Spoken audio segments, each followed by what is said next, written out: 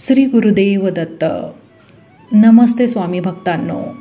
स्वामी साथ या चॅनलमध्ये आपले स्वागत आहे. अध्याय 29. कुणबी भक्तावर वळली कृपादृष्टी. यासाठी चॅनल सबस्क्राईब करा आणि व्हिडिओ जास्तीत जास्त शेअर करा. वानमशीला दूध देण्यास भाग पाडल्यावर तेथील राजाच्या निमंत्रणानुसार ज्या दिवशी श्रीगुरू वास्तव्य करण्यासाठी म्हणून गाणगापुरास आले, त्या दिवशी श्रीगुरूंच्या स्वागतासाठी म्हणून जे शेकडो ग्रामस्थ तेथे जमले होते, त्यात एक अडाणी अशिक्षित कुणबी होता. हा कुणबी पिढ्यानपिढ्या गाणगापुरात राहत होता. अडाणी अशिक्षित असला तरी एक सालस सत्प्रवृत्तीचा कष्टकरी म्हणून सर्व गाव त्याला ओळखत होता. गाणगापुराहून संगमावर जाण्याच्या रस्त्यावर पसरलेल्या शेतजमिनीचा एक लहानसा 2 एकराचा तुकडा वंश परंपरा खंड पद्धतीने या कुणबी कुटुंबाच्या ताब्यात होता. सर्व कुटुंबीय तेथे वर्षभर कष्ट करीत व त्यावरच त्यांचा निर्वाह चाले. श्रीगुरू गाणगापुराहून संगमावर जाताना व त्याचप्रमाणे तेथून गाणगापुरी परतताना या कुणब्याच्या शेतावरून जात येत असत. श्रीगुरूंना दुरून पाहून दररोज ते संगमावर जात असताना व संगमावरून परतत असताना अशा दोन्ही वेळी हा कुणबी धावत रस्त्यावर येई व त्यांना भक्तिभावाने तेथेच त्या धुळीची चिखलाची पर्वा न करता साष्टांग नमस्कार करीत असे.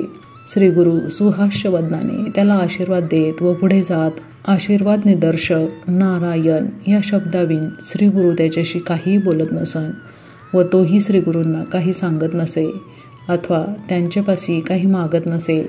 या कुणब्याने ज्या दिवशी त्याच्या आयुष्यात प्रथमच श्रीगुरूंना गाणगापुराच्या वेशीवर पाहिले, त्याच दिवशी त्यांच्या तेजस्वी रूपाच्या दर्शनाने तो प्रभावित झाला.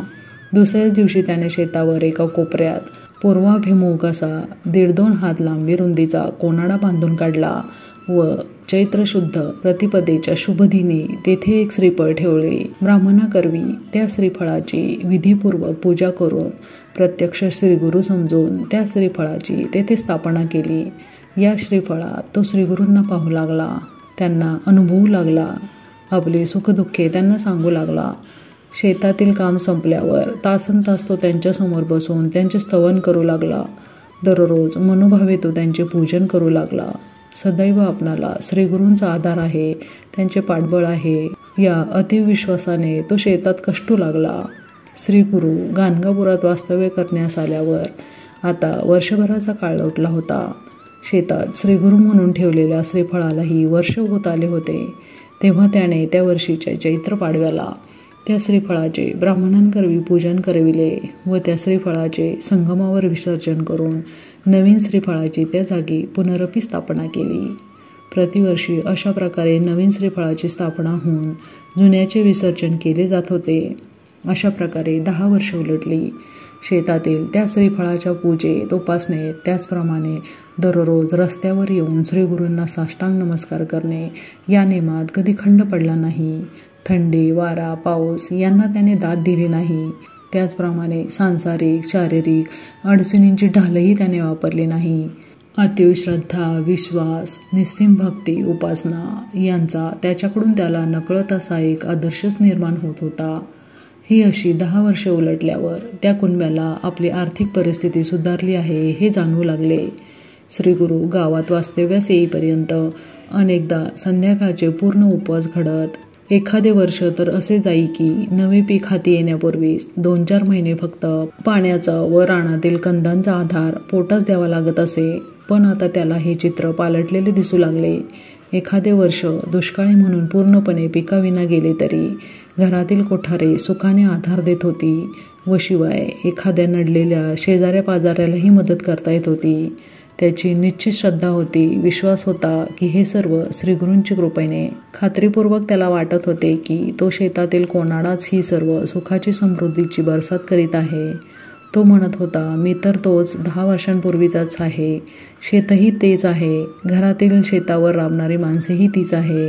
येणारा पावसाळा, उन्हाळा, हिवाळा तसाच लहरीनुसार कमी अधिक प्रमाणात येत जात आहे.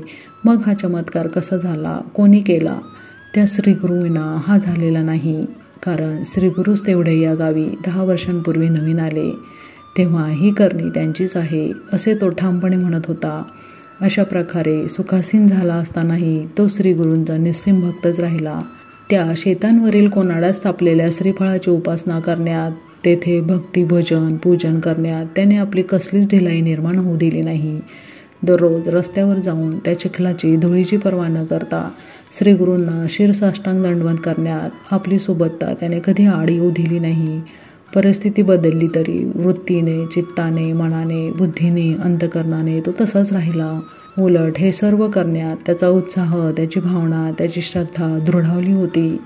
अशा प्रकारे होता होता एक दिवस श्रीगुरू गाणगापूरहून सकाळीच संगमावर जात असलेले पाहून तो नित्याच्या त्याच्या नियमानुसार धावत रस्त्यावर आला व त्याने श्रीगुरूंना साष्टांग नमन केले.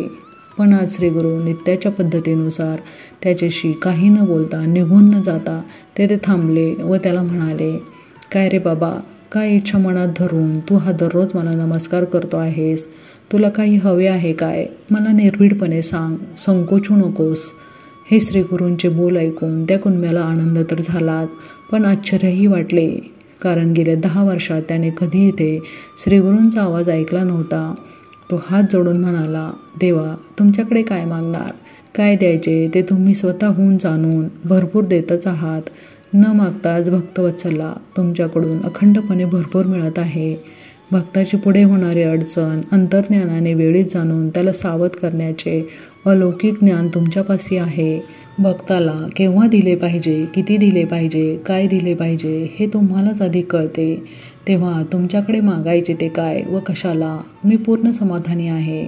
तुमची भक्ती करण्याची बुद्धी सतत वाढतच राहील असे करा. आणि आता कृपाळा, या माझ्या शेताला तुमचे हे पवित्र पाय लावून मला धन्य करा. माझे शेत पावन करा. देवा, इतकी कृपा करा.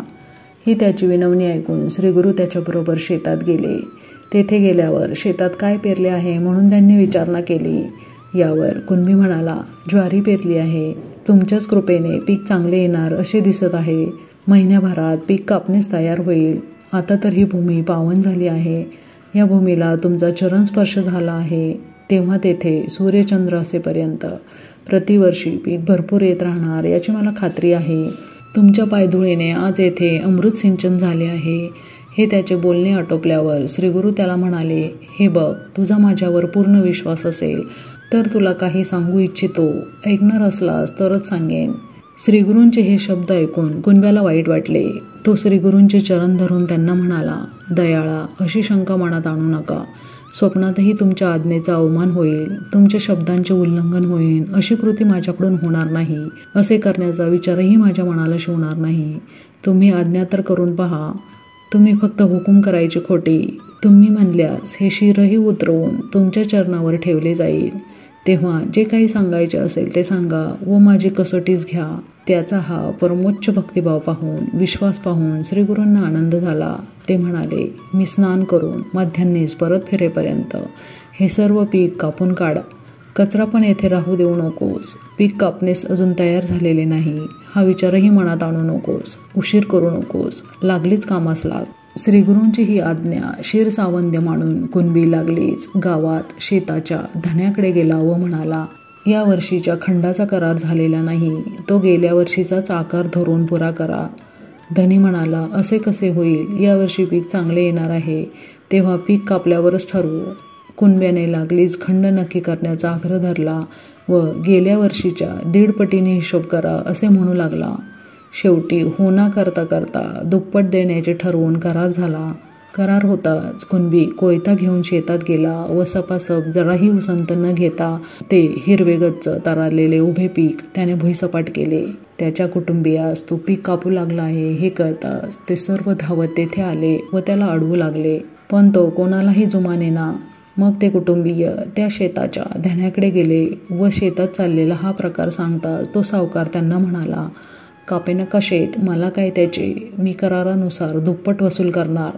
मला माहीत आहे त्याच्या कोठारात भरपूर धान्य आहे. ते रडत रडत त्याला व श्रीगुरूंना दूषणे दे ते कुटुंबीय घरी परतले.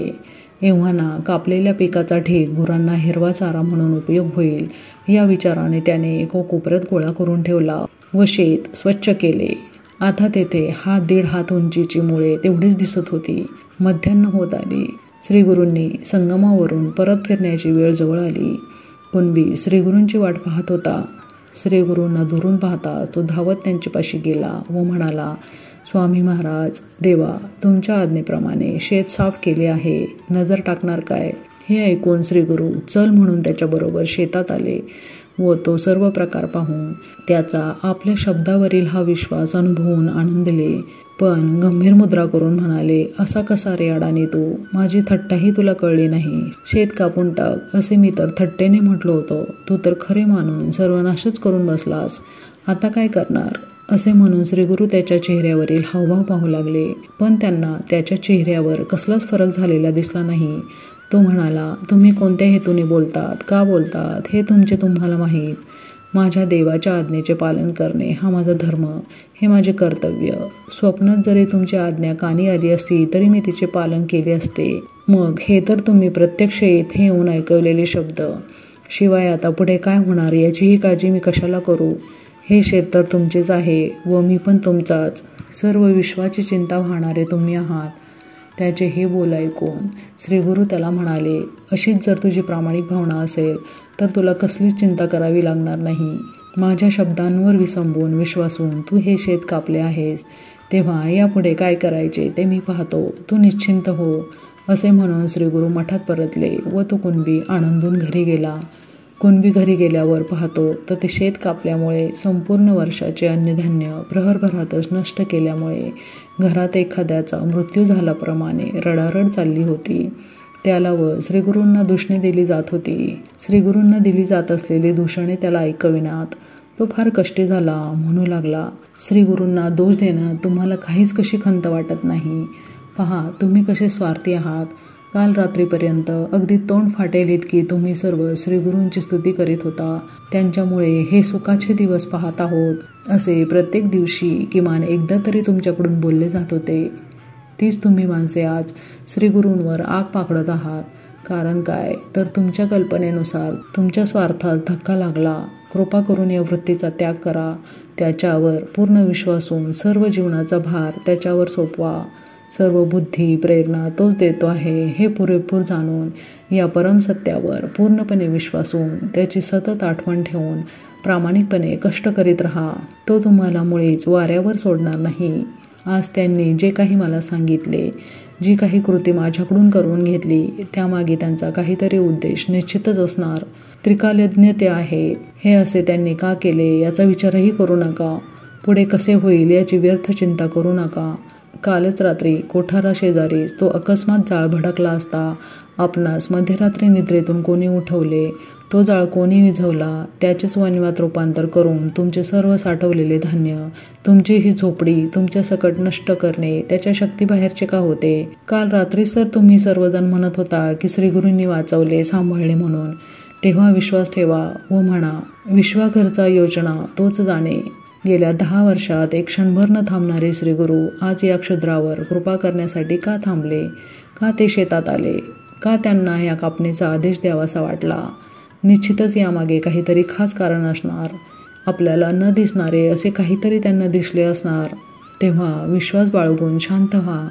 पुढच्या वर्षभराला पुरून उरेल इतके धान्य आज त्यांच्या कृपेने आपल्या संग्रही आहे. 10 वर्षांपूर्वीची परिस्थिती आठवा. कोणी हा बदल घडवून आणला ते बारकाईने पहा. आपल्या अंतरात याचा प्रामाणिक शोध घ्यावा.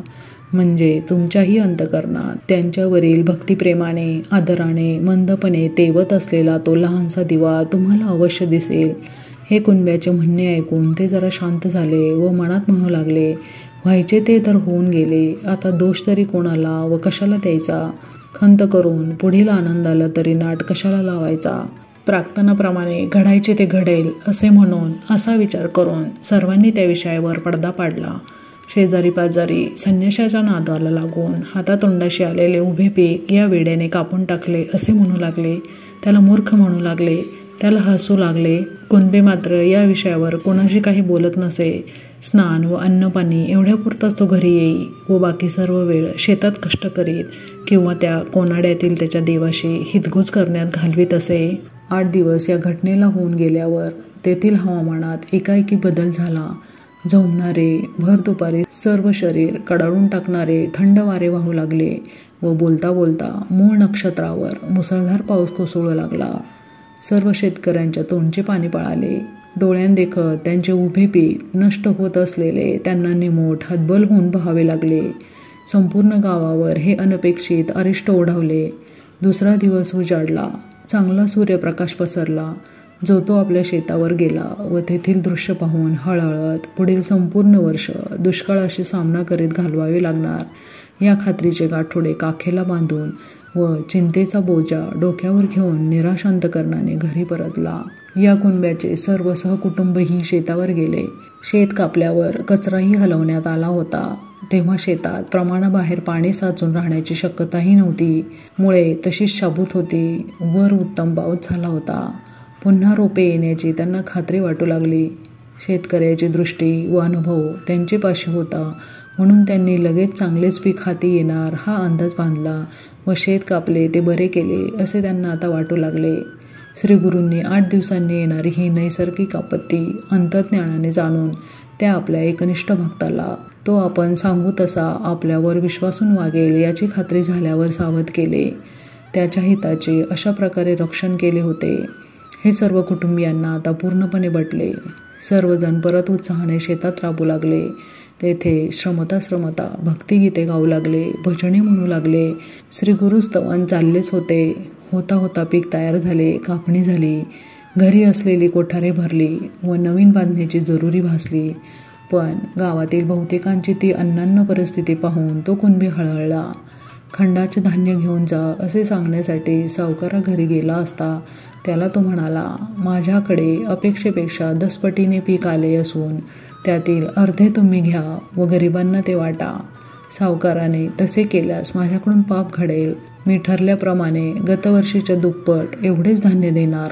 जादा धान्य मला घेता येणार नाही. तूच ते तुझ्या इच्छेप्रमाणे परस्पर वाट असे त्याला सांगितले. कुणबी घरी परतला व गोरगरिबांना जेवढे म्हणून देता येईल तेवढे धान्य त्याने दिले. ते सर्व कृतज्ञतेने त्याचे पाय धरू लागले. तेव्हा तो कुणबी त्यांना म्हणाला, मठात वा संगमावर जा. तेथे जाऊन श्रीगुरूंचे पाय धरा. हे सर्व धान्य त्यांचे आहे. त्यांनीच दिलेले आहे. मी तर एक त्यांचा भारवाहू हमाल आहे. माझे काही नाही, सर्व त्यांचेच आहे व तुम्हीही त्यांचेच आहात. तेव्हा त्यांच्यापाशी जा, त्यांचे पाय धरा, त्यांच्याशी एकनिष्ठ राहा, त्यांच्या भक्तीत उपासनेत रममाण व्हा. म्हणजे असे इतरांना अडलेल्यांना देण्याची शक्ती तुम्हालाही प्राप्त होईल, साधनही निर्माण होईल. असा तो कुणबी श्री गुरुकृपेने चिरंतन संतोष पावता झाला.